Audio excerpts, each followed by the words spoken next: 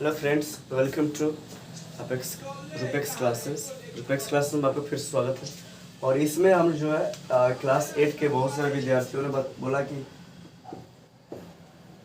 Class 8 का ही बना दीजिए, तो मैं इस वीडियो में जो है क्लास 8 के पहला चैप्टर फसल उत्पादन एवं प्रबंधन, यानी कि फसल के उत्पादन के बारे में और उसका फिर प्रबंधन कैसे किया जाता है, उसको कैसे प्रोटेक्ट करेंगे, उसका कैसे कैसे किससे निकाला जाता है, कैसे बुआई होता है, ये सारा चीज़ इसमें देखेंगे इस सीरीज़ में। तो उसका ही पार्ट 1 ये होगा ये आपका। तो उसमें चलिए स्टार्ट करते हैं आपको बिना देर किए। चलिए देखिए, सबसे पहले जो है आखिर फसल उत्पादन के लिए क्यों जरूरत होता है। फसल इसलिए उत्पादन होता है ताकि उससे हम लोग को भोजन मिले, और भोजन जो है जीवों को क्यों जरूरी है ना। आखिर जी सर, चलिए फसल उत्पादन कर रहे हैं ना जी, आखिर ये बताइए कि भोजन क्यों जरूरी है। तो देखिए साफ साफ लिखा हुआ है यहाँ पे कि सभी जीवों को भोजन की आवश्यकता पड़ती है क्योंकि जीवों के टूटे फूटे अंगों की मरम्मत, वृद्धि एवं विकास तथा रोगों से लड़ने हेतु ऊर्जा की आवश्यकता होती है।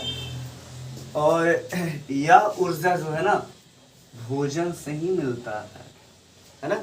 अब भोजन से ही आपको ऊर्जा मिलेगी, और ऊर्जा मिलेगी जैसे कि बहुत सारा कार्य कर रहे हैं जी हम लोग। कार्य करते समय अंग टूट जाता है, फूट जाता है, बहुत सारा सेल डैमेज होते हैं, है ना। रोग से लड़ने के लिए जो एनर्जी चाहिए ये सब, तो ये सारा चीज़ काम करने के लिए ना हम लोग को एनर्जी चाहिए, ऊर्जा चाहिए, और यह ऊर्जा जो है भोजन से प्राप्त होती है। इसलिए सभी जीवों को भोजन की आवश्यकता पड़ती है। ठीक है, आई होप ये क्लियर हो गया होगा। तो नेक्स्ट पढ़ते हैं। अब उसमें से कुछ ऐसे जीव होते हैं ना जो अपना भोजन ना स्वयं बना लेते हैं, है ना। तो बोलेंगे कि वैसे जीव जो अपना भोजन स्वयं बना लेते हैं, स्वयं बना लेते हैं, उसको स्वपोषी कहते हैं। क्या कहते हैं इसको? स्वपोषी। तो स्वपोषी का एकमात्र एग्जाम्पल जो हो गया बाबू, हरे पेड़ पौधे हो जाएंगे। और इसके साथ और एक एग्जाम्पल अगर लेना चाहे तो ले सकते हैं, शैवाल हो गया, शैवाल भी अपना भोजन स्वयं बनाता है। और एक होता है युगलीना, शैवाल, ये सब क्या हो गया, तो ये अपना भोजन स्वयं बनाते हैं, इसलिए इनको जो है ना स्वपोषी के नाम से जाना जाता है। नेक्स्ट है, और भी ऐसे जीव है ना, और जो भोजन के प्रत्यक्ष डायरेक्टली या अप्रत्यक्ष यानी कि डायरेक्टली या इनडायरेक्टली रूप से एक दूसरे जीव पर निर्भर करते हैं, यानी दूसरे जीव पर निर्भर करता है, दूसरा पर निर्भर करता है, उसको हम लोग जो है परपोषी कहते हैं, उसको परपोषी कहा जाता है। इसमें तो सारा आ जाएगा, मनुष्य एवं जंतुएं, और कुछ पौधा जैसे कि हो गया आपका कीटभक्षी पौधा में आ जाएगा आपका क्या आ जाएगा, घटवर्णी, है ना, जिसको कलश पौधा के नाम से जाना जाता है, कलश पौधा। तो कलश पौधा ये सब क्या हो गया, वो परजीवी है क्योंकि कीड़ा मकोड़ा खाता है वो। तो मनुष्य जितना और जंतु जितना है वो सब परपोषी कहलाते हैं, क्योंकि ये अपना भोजन दूसरों से प्राप्त करते हैं। अच्छा दीजिएगा, मनुष्य अपना भोजन पादप यानी कि पेड़ पौधा और जंतु दोनों से प्राप्त करते हैं। मनुष्य जो है ना अपना भोजन जो है पादप एवं जंतु दोनों से प्राप्त करते हैं। पादप की बात करें पेड़ पौधों से, तो पेड़ पौधों से क्या प्राप्त होता है, तो जैसे कि अनाज हो, गेहूँ, चावल, है, मक्का वगैरह, सब्जी वगैरह, फल वगैरह, ये सारा चीज़ किससे प्राप्त होता है? पेड़ पौधों से, यानी पादप से। और अंडा हो गया, मीट हो गया, है ना, दूध हो गया, ये सब किससे प्राप्त होता है? तो ये सब प्राप्त होता है बाबू आपका जानवर से, यानी जंतु से प्राप्त होता है। तो कहेंगे कि मनुष्य अपना भोजन पादप और जंतु दोनों से प्राप्त करता है। अब आते हैं फसल पर। फसल क्या है ना दीजिएगा, फसल का है कि भोजन प्राप्ति के लिए जब एक ही प्रकार के पौधों को किसी स्थान पर बड़े पैमाने पर उगाया जाता है, कि एक ही टाइप के जो है ना उसको बड़ा अमाउंट में लगाएंगे, बड़े पैमाने में लगाया जाता है, इसको ये बोलते हैं हम लोग फसल बोलते हैं। इसको क्या बोलते हैं? फसल के नाम से जाना जाता है। ठीक है ना। अब फसल के जो है प्रकार देखेंगे, तो प्रकार इसका ये है फसल का, ध्यान से समझिएगा। अब फसल का जो है प्रकार देखिए, फसलों को जो है ना ज़्यादातर ऐसे अपना बांटते हैं, इसको। तो फसलों को जो है 3 भागों में बांटा जाता है। अगर स्रोत के आधार पर उसे क्या क्या मिलता है, ऊर्जा के आधार पर अगर बांटा जाए फसलों को तो 3 भागों में बांटते हैं उसको। एक फर्स्ट है कार्बोहाइड्रेट प्रदान करने वाली फसलें। तो आप लोगों को मालूम होगा जो कार्बोहाइड्रेट होते हैं उसको जो है ऊर्जादायक बोलते हैं, तो ऊर्जा ही प्रदान करते हैं।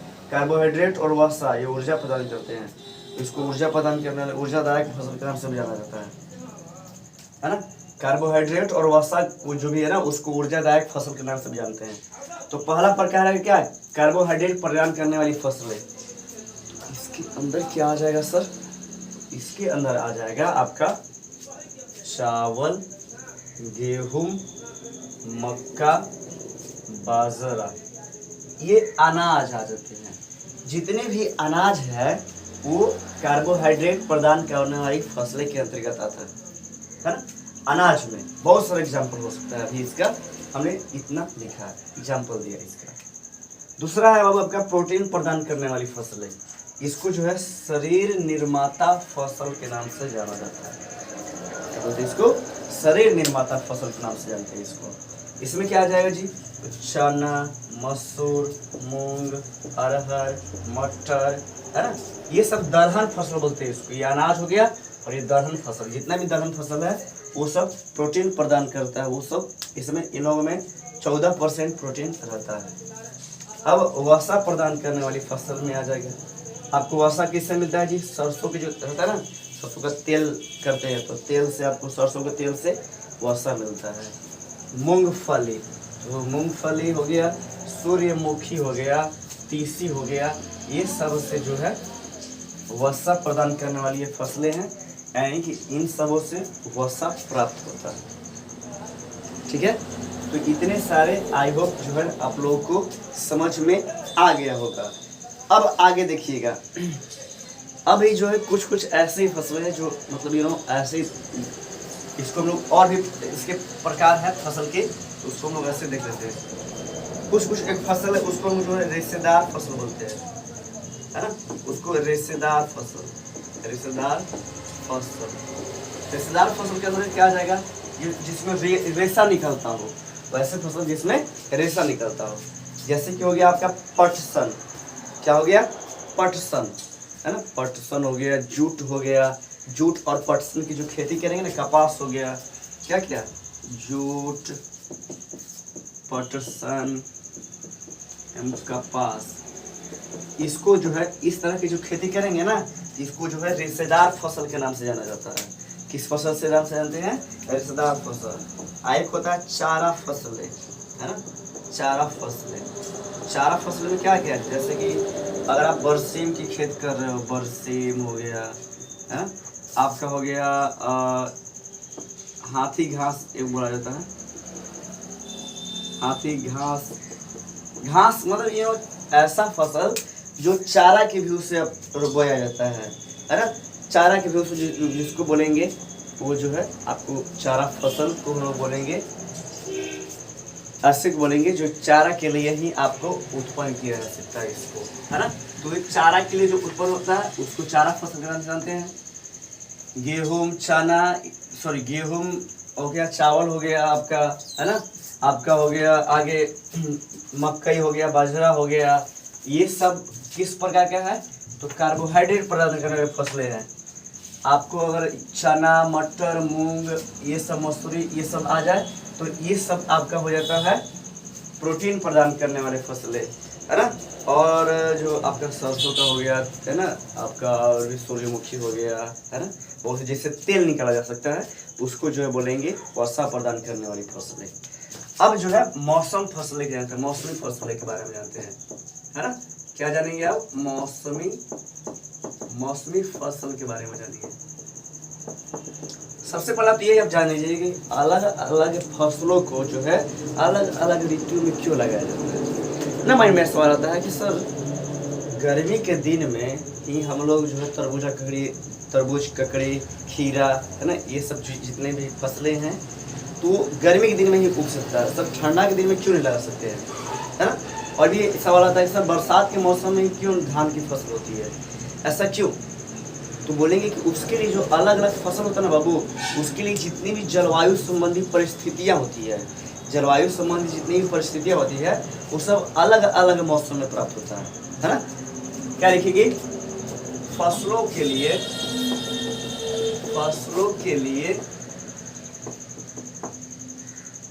जलवायु संबंधी, फसलों के लिए जलवायु संबंधी, फसलों के लिए भिन्न भिन्न प्रकार के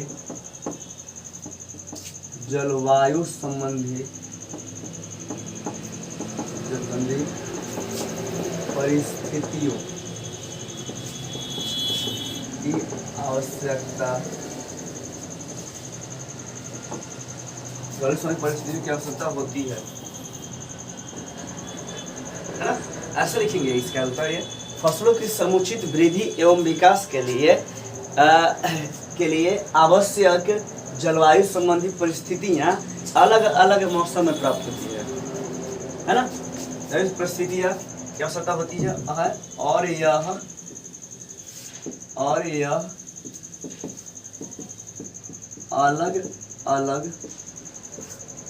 अलग अलग मौसमों में प्राप्त होता है। यानी कि फसल के लिए जो है ना उगेगा, उसके लिए अलग अलग परिस्थिति चाहिए। जैसे कि बरसात किसी को कम चाहिए, किसी को बरसात पूरा चाहिए, किसी को पानी की मात्रा कम चाहिए तब ना बरसात कम चाहिए ना जी। किसी को पानी की कम आवश्यकता हो, बरसात कम चाहिए। किसी को पानी की पूरा आवश्यकता हो तो बरसात ज़्यादा चाहिए। तो बरसात के मौसम में बरसात पानी ज़्यादा होता है, इसलिए धान होगा।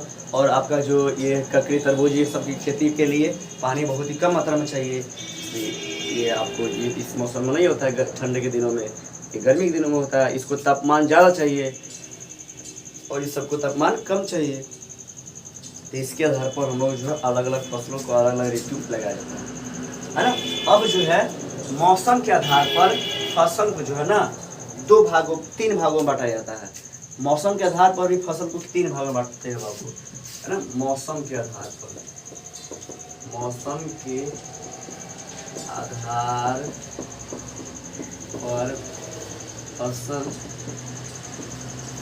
के 3 प्रकार।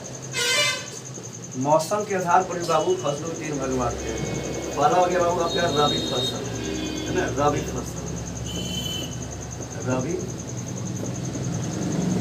क्या दीजिएगा, जो रबी फसल है इसको जो है हम लोग शीत ऋतु में बोते हैं।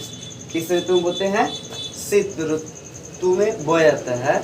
और मतलब कि आप इसको जैसे शीत ऋतु, जैसे शीत गिरना स्टार्ट हो जाता है, यानी कि आई थिंक ये अक्टूबर से नवंबर में इसकी बुआई होती है ना। यानी कि इसको बोया जाना जो है शीत ऋतु में बोएंगे। यानी शीत ऋतु में क्या आ गया अभी तो अक्टूबर नवंबर, यानी कि इसको अक्टूबर नवंबर में बोएंगे, है ना। और काट लेना, और इसकी जो कटाई है वो आपका जो इसकी कटाई है बाबू वो आपका जो है चलेगा कब? मार्च से अप्रैल में इसकी जो है कटाई हो जाएगी, है ना। यानी कि अक्टूबर नवंबर में बुआई होती है और मार्च अप्रैल में इसकी कटनी हो जाती है। तो इस तरह के फसल में के अंतर्गत क्या क्या आ जाएगा जी? तो इसके अंतर्गत आपका आ जाएगा गेहूँ, है ना, चना, मटर, मसूर, है ना। जितने भी आई थिंक दलहन फसलें जितने भी है वो रबी फसल के नाम से इसको जाना जाता है, ठीक है। तो इत्यादि भी कर सकते हैं। तो ये आपका हो गया रबी फसल। तो आई थिंक समझ में आ गया होगा। अब जो है दूसरा लिखिएगा, दूसरा आपका खरीफ फसल,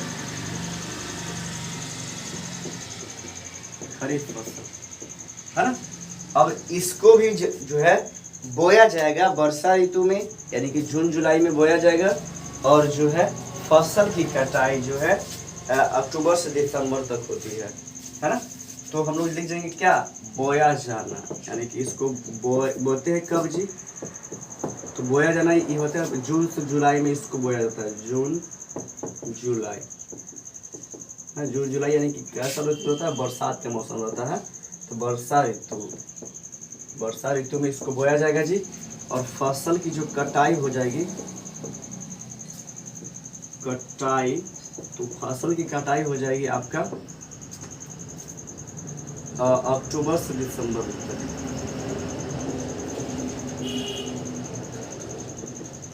अक्टूबर से दिसंबर तक आपकी फसल की कटाई हो जाएगी। इस फसल के अंतर्गत क्या आ जाएगा आपका, इस फसल के अंतर्गत आपका आ जाएगा धान, सोयाबीन, मक्का, है ना, इस तरह की फसलें आ जाएगी आपका खरीफ फसल के अंतर्गत, ठीक है। और तीसरा हमारा है ग्रीष्म फसल, है ना। ये जो है ना गर्मी के महीने में बोया जाता है। गर्मी के यानी कि जून जुलाई जो रहता है महीना पूरी तरह से गर्म रहता है, गर्म समझिए कि मार्च अप्रैल जून के जो महीना रहता है ना, तो ग्रीष्म ऋतु लगाया जाता है बाबू। मार्च से जून माह के बीच इसकी बुआई हो जाती है, और जो फसल की कटाई है वो जो है आपको मतलब साथ साथ चलता रहता है। फसल की कटाई में ना ये साथ साथ चलता रहता है, तो ये हो जाता है आपको जो है आप मतलब ये समझिए कि ज़्यादा तैयार होने में ज़्यादा समय नहीं लगता है इनको। तो ये आपको ग्रीष्म ऋतु में बोया जाएगा, ग्रीष्म ऋतु में बोया जाएगा, यानी कि ग्रीष्म ऋतु में बोया जाएगा। इसका मतलब ये हो गया कि मार्च से